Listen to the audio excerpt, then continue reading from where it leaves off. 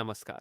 आप देख रहे हैं G18 न्यूज संसद के बजट सत्र के दौरान राज्यसभा में आज पिछड़े वर्गों, ओबीसी और घुमंतु समाज डीएनटी के कल्याण को लेकर एक महत्वपूर्ण सवाल उठाया गया। गुजरात से भारतीय जनता पार्टी के राज्यसभा सांसद मयंक कुमार नायक ने केंद्र सरकार से पूछा कि क्या विमुक्त, घुमंतु और अर्ध घुमंतु एनटी डीएनटी समाज के युवाओं के लिए कोई विशेष सरकारी योजनाएं चल रही हैं। श्री मयंक कुमार नायक जी।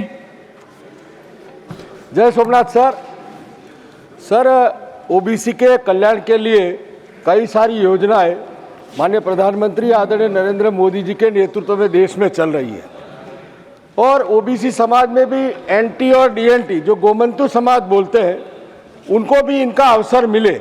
तो क्या मैं माननीय मंत्री जी से आपके माध्यम से पूछना चाहता हूं कि जो NBCFDC है उनके द्वारा जो एनटी डीएनटी गोमंतु समाज के लिए कोई विशेष प्रावधान है क्या, जैसे स्टार्टअप हो, हायर एजुकेशन हो या उनके जो परंपरागत व्यवसाय है उसमें आगे बढ़ सके, इसके लिए माननीय मंत्री से जानना चाहो तो कोई सविशेष एनटी डीएनटी के लिए कोई योजना है क्या? Thank you sir. Honourable minister. सभापति महोदय, हमारे संसद ने अत्यंत महत्वपूर्ण विषय और प्रश्न पूछा है। डीएनटी कम्युनिटी जो है, डीएनटी कम्युनिटी के लिए हमारी सरकार ने एक बालकृष्ण रेणके कमीशन आयुक्त किया था। उसके बाद विधाते कमीशन भी अपॉइंट किया था। उन्होंने सारे देश में घूमकर डीएनटी का सर्वे किया है और डीएनटी के लिए मतलब अलग रिजर्वेशन मिलना चाहिए, उनके लिए अलग अलग योजना बनानी चाहिए, इसी तरह की सूचना भी उनकी है।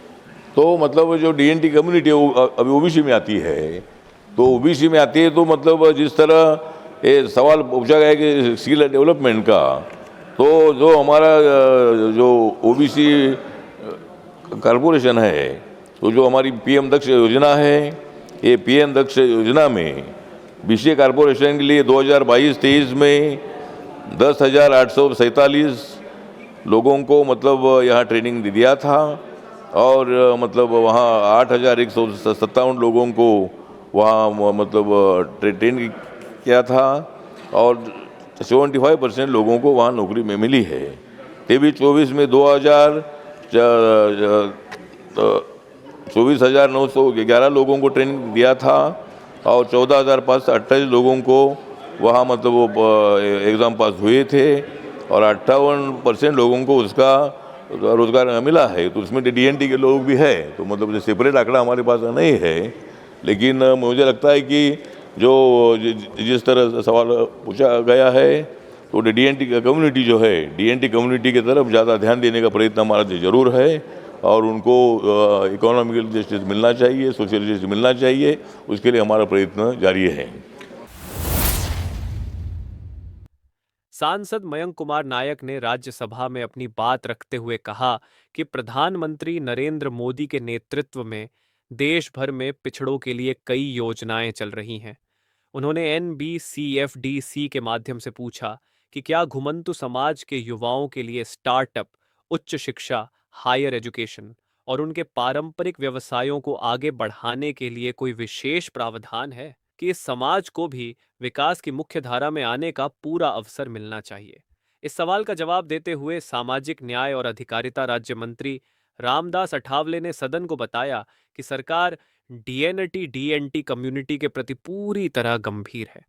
उन्होंने बालकृष्ण रेणके और इदाते कमीशन की रिपोर्टों का हवाला देते हुए कहा कि घुमंतु समाज के लिए अलग आरक्षण और योजनाओं पर काम हो रहा है।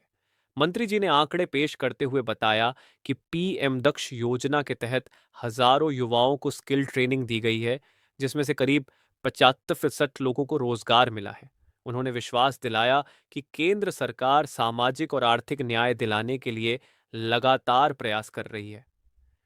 सरकार के इस आश्वासन से उम्मीद जगी है कि आने वाले समय में पिछड़े और घुमंतु समाज के युवाओं के लिए और भी बेहतर अवसर खुलेंगे। देश दुनिया की तमाम बड़ी खबरों के लिए जुड़े रहिए हमारे साथ। आप देख रहे हैं G18